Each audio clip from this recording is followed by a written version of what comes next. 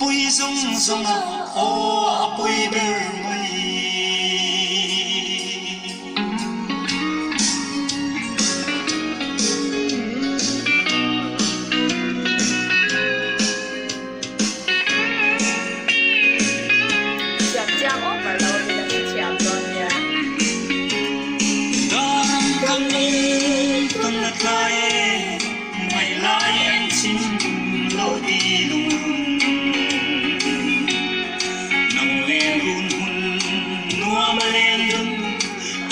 Siêu ngài cho anh khen là Chúa ta xin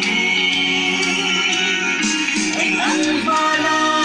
darang kanin dong là nụ va căng chân lại ni dòng tích hoa nâng lên bội kề cùng tua mà căn nhìn trên tôi quay zawngah ô apui ber mai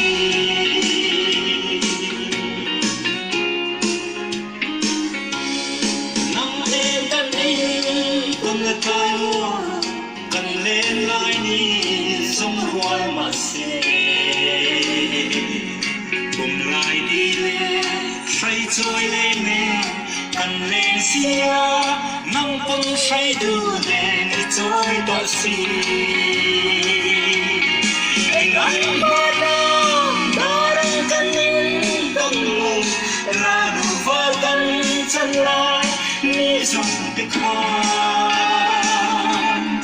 cần lên với kề cùng tua mà cần nhìn trên tôi quay zawngah ô apui ber mai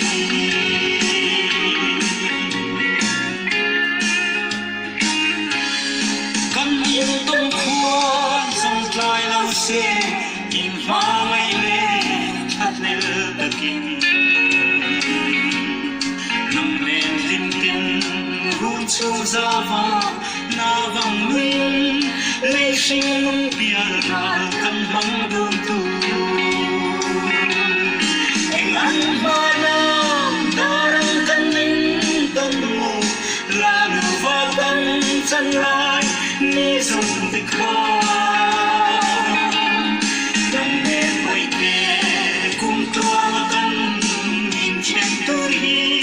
quay zawngah ô apui ber mai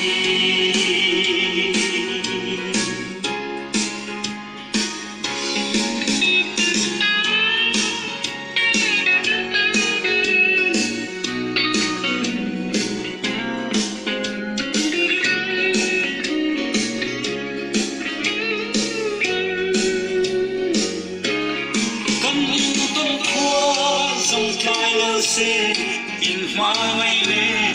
hát lên tất kinh nằm lên linh thiên hôn châu ra vào na vang linh lê sinh bia ra căn măng đôn tu anh ăn ba la darang kanin dong là nụ va căng chân lại ni dòng tích hoa